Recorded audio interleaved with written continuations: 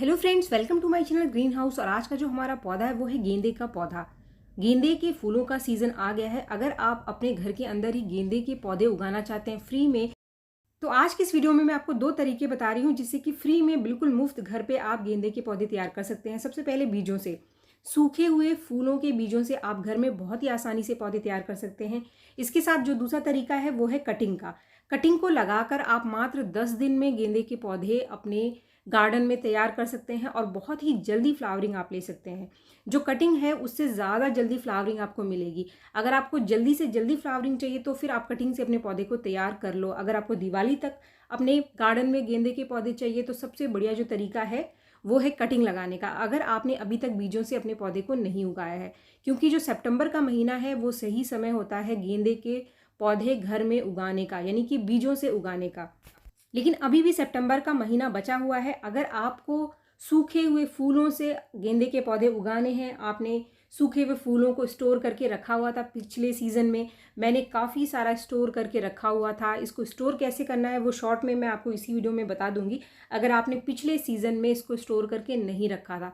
तो फ्रेंड्स, ये जो क्लिप है ये पिछले सीज़न का है, यानी जब मैंने सूखे हुए फूल स्टोर किए थे तब। और मैंने आपको डिटेल में बताया था कि सूखे हुए फूलों को आपको स्टोर कैसे करना है। लेकिन इन शॉर्ट मैं इस वीडियो में भी आपको बता देती हूँ, जैसे ही आप गेंदे के पौधे लगाते हैं तो फूल इसके जब सूखने लग जाएं, पूरी तरीके से पौधे के अंदर ही सूख जाएं, तब आपको तोड़ना है। नए नए फूलों को आपको नहीं तोड़ना है। अगर आप नए फूल को तोड़ लोगे, जैसे कि फूल खिला और आप उसको एक दो दिन में ही तोड़ लोगे, तो जो उसके बीज हैं वो मैच्योर नहीं होते हैं। हमें पके बीज चाहिए। अगर आप पके बीज को स्टोर करोगे तभी ये अगले सीजन में फूल देगा, यानी पौधे निकल करके आएंगे। अगर आप कच्चे फूलों को तोड़ लोगे, यानी ऐसे फूलों को जिसमें बीज अभी बने ही नहीं है, तो ऐसे फूलों को स्टोर करके भी कोई फ़ायदा नहीं होगा।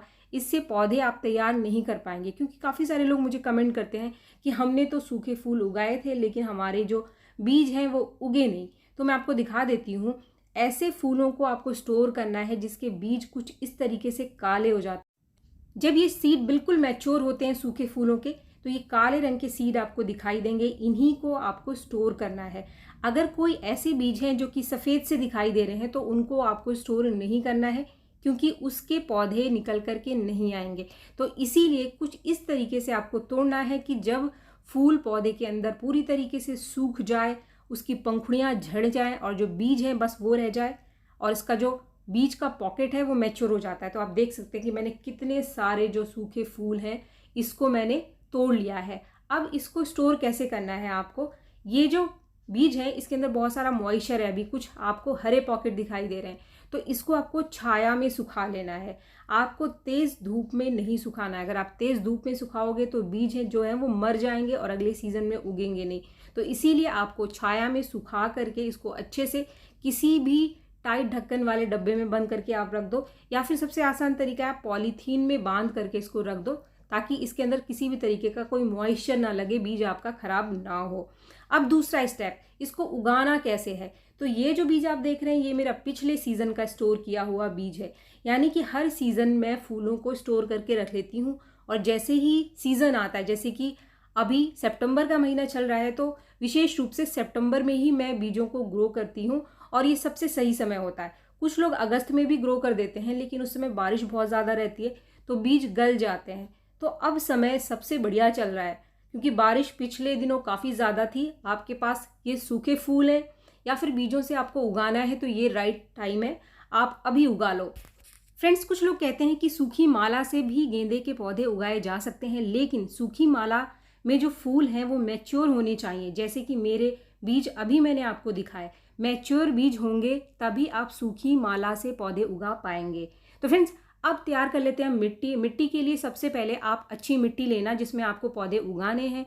इसके अंदर अच्छी मात्रा में कंपोस्ट आप मिला लें।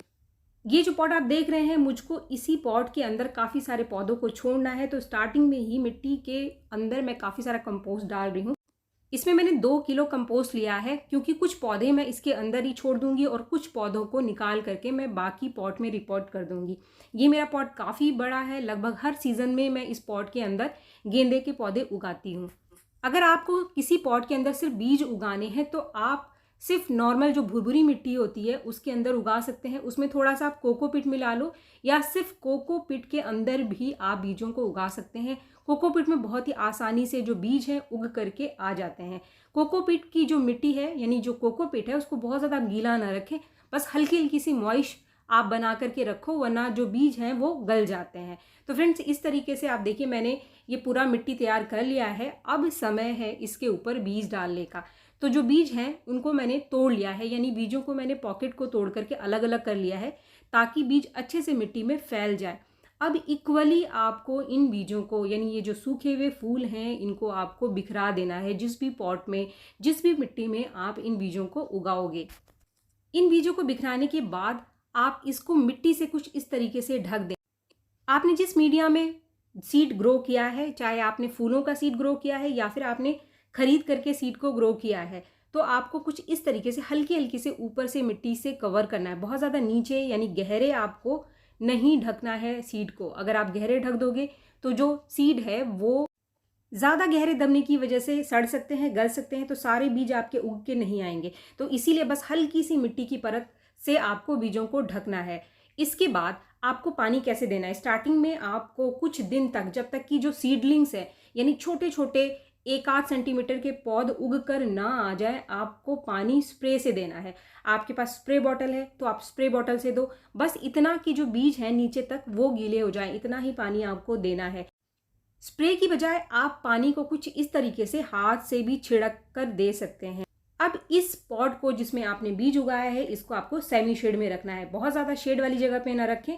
सुबह की 1-8 घंटे की धूप मिल जाए या शाम की 1-8 घंटे की धूप मिल जाए या अच्छी रोशनी मिल जाए जहाँ पर, वहाँ पर आपको इस पॉट को रख देना है। इससे बीज जल्दी उग कर आ जाएंगे। अगर आप ऐसी जगह पे रख दोगे जहाँ पर बिल्कुल रोशनी पर नहीं मिल रही है तो बीज कम उगेंगे और बहुत लेट उगेंगे, और अगर बहुत लेट मिट्टी में रह गए तो ज़्यादा से ज़्यादा बीज गल जाएंगे आपके। तो इन चीज़ों का आप ध्यान रखना। कुछ ही दिन में आपको बहुत ही बढ़िया रिजल्ट देखने के लिए मिलेगा।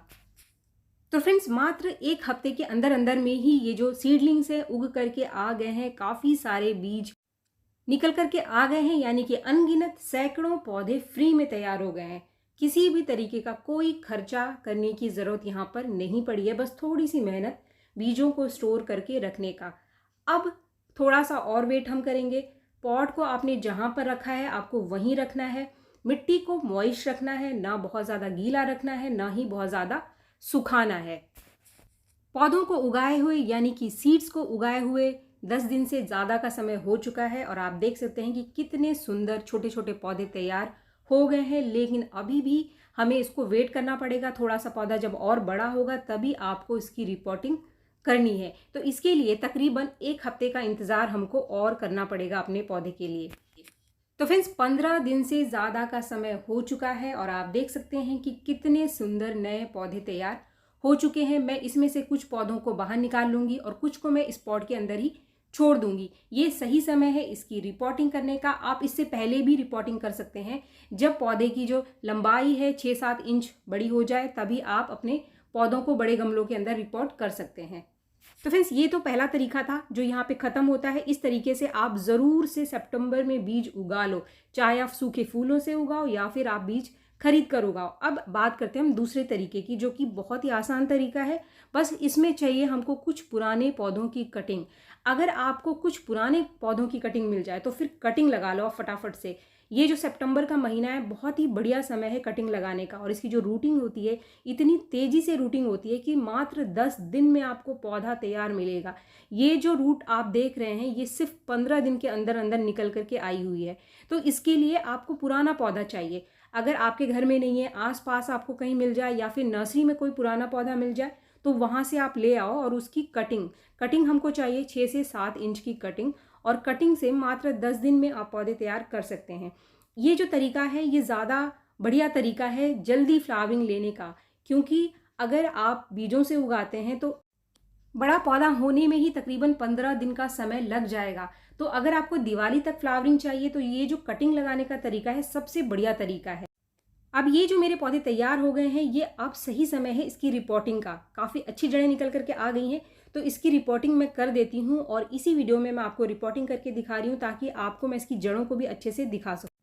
फ्रेंड्स, अगर आप डिस्पोजेबल ग्लास में कुछ इस तरीके से कटिंग को लगाओगे जैसे मैंने लगाया था, तो आप देखो कितनी आसानी से ये पूरा का पूरा रूट बॉल बाहर आ गया। अब जब भी आप इसको रिपोर्ट करोगे तो अच्छी मिट्टी लेना, अच्छी मिट्टी के साथ आप इसको रिपोर्ट करना। आधी मिट्टी और आधी कंपोस्ट आप ले लो, इसके साथ ही थोड़ा सा कोकोपीट या फिर धान का छिलका मिला लो। आप स्टार्टिंग में बहुत सारी चीज़ों को मिलाने की ज़रूरत नहीं है।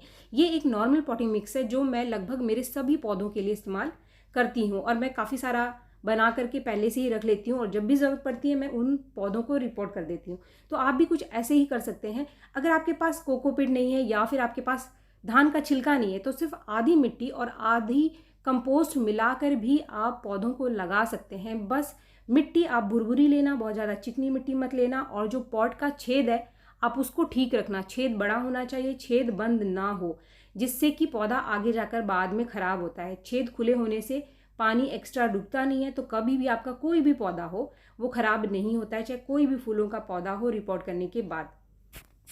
तो फ्रेंड्स, इसकी रिपोर्टिंग करने के बाद इसको पहली बार में हम अच्छे से पानी देंगे, ताकि जो नीचे का छेद है वहाँ से पानी निकलना शुरू हो जाए। इसके साथ ही ये जो पौधा है इसको आप 2-3 दिन के लिए सेमी शेड में रखना, बहुत तेज़ वाली धूप में मत रखना। और सबसे इम्पॉर्टेंट काम जो आपको करना है वो है इसकी टिप प्रूनिंग, यानी जो इसका टिप है इसको आप फटाफट से काट देना जैसे ही आपकी कटिंग लग जाए, जैसे ही आप रिपोर्ट करो, ताकि फ्लावरिंग से पहले इसके अंदर बहुत सारी ब्रांचेस निकल करके आ जाएं। जितनी ज़्यादा ब्रांचेस उतनी ज़्यादा फ्लावरिंग आपको मिलेगी, और इसके लिए टिप प्रूनिंग करना बहुत ज़रूरी है, और ये काम हमको स्टार्टिंग में ही करना होता है। जैसे जैसे इसकी नई ग्रोथ आती चली जाए आप इसके टिप को कट कर दो, और जब आपको लगे कि अभी हमको फ्लावरिंग चाहिए तो इसकी टिप प्रूनिंग को आपको छोड़ देना है, यानी अब प्रूनिंग आपको नहीं करना है। जैसे कि मैंने अभी ये पहली प्रूनिंग कर दी, और जैसे ही थोड़ी सी और 2-4 ग्रोथ निकल करके आएगी तो उसकी टिप प्रूनिंग भी मैं कर दूंगी। तो अभी दिवाली में काफ़ी समय है, तब तक मेरा पौधा फ्लावरिंग करना स्टार्ट कर देगा। ज़्यादा नहीं तो कम से कम 2 बार आप टिप प्रूनिंग ज़रूर कर देना, ताकि पौधा ज़्यादा घना हो। अब इस कटिंग को मैंने लगाया कैसे था? इस कटिंग को लगाने के लिए जो मैंने मीडिया लिया था वो लिया था मैंने कोकोपीट का। फ्रेंड्स, कोकोपीट बहुत ही बढ़िया मीडिया है कटिंग को उगाने का और बीजों को उगाने के लिए भी, क्योंकि ये एक्स्ट्रा पानी को अपने अंदर नहीं रोकता है, बीजें खराब नहीं होती, और कटिंग जो रूट है वो बहुत अच्छी निकल करके आ जाती है। तो अब कटिंग लगाना कैसे है? मीडिया मैंने पहले से ही ले लिया है कोकोपीट। 2 डिस्पोजेबल ग्लास मैंने लिया है, जो कि ऑलमोस्ट मैं हमेशा डिस्पोजेबल, जो ट्रांसपेरेंट वाला प्लास्टिक का डिस्पोजेबल ग्लास होता है, इसी के अंदर कटिंग को मैं लगाती हूँ, ताकि रूटिंग मुझे दिखाई देती रहे। अब यहाँ पर 2 कटिंग मैंने ली है, जिसकी जो लंबाई है तकरीबन 6 से 7 इंच की कटिंग है मेरी। बस हमें 2-3 नोड मिट्टी में धंसाना है। मिट्टी यानी कि जो मीडिया, यानी जो भी मीडिया आपने लिया है, अगर आपके पास कोकोपीट नहीं है तो भुरभुरी मिट्टी में भी आप इसको ग्रो कर सकते हैं। इसकी जड़ें बहुत ही आसानी से पानी में भी निकल करके आ जाती हैं, तो पानी में भी अगर आप इसकी कटिंग को लगा दोगे तो आप देखोगे 10 से 15 दिन के अंतर में इसमें रूटिंग हो जाती है। इसमें जितनी भी नीचे के पत्ते हैं उसको आप हटा लो, बस ऊपर के पत्तों को आपको छोड़ना है, और बिल्कुल बीच में जो हमारा कंटेनर है बीच में आपको लगाने के बाद अच्छे से दबा दो आप। तो आप देख सकते हैं जैसे मैं इसको दबा रही हूँ तो नीचे से पानी निकल रहा है, क्योंकि कोकोपीट से पानी बहुत ही आसानी से निकल जाता है। अब ये जो हमारी कटिंग है, स्टार्टिंग में आपको इसको शेड वाली जगह पे रखनी है, तेज़ धूप वाली जगह पे नहीं रखनी है, जहाँ पर रोशनी आती हो लेकिन धूप इसके ऊपर ना पड़े। मात्र हफ्ते में आप देखोगे कि इसकी जो जड़ें हैं ना वो निकल करके आनी शुरू हो जाएगी। तो आप सिर्फ 10 दिन में इसके पौधे तैयार कर लोगे, बहुत लंबा आपको इंतज़ार करने की ज़रूरत नहीं पड़ेगी। और जैसे ही आपको बाहर से रूटिंग दिखनी शुरू हो जाए आप रिपोर्ट कर दो, आपके पौधे तैयार। उम्मीद है वीडियो आपको पसंद आया होगा। वीडियो अगर आपको पसंद आए तो एक लाइक ज़रूर करें, और मेरे चैनल को आपने अब तक सब्सक्राइब नहीं किया तो मेरे चैनल को सब्सक्राइब भी ज़रूर कर लें। मिलते हैं मेरे नेक्स्ट वीडियो में, तब तक के लिए थैंक यू।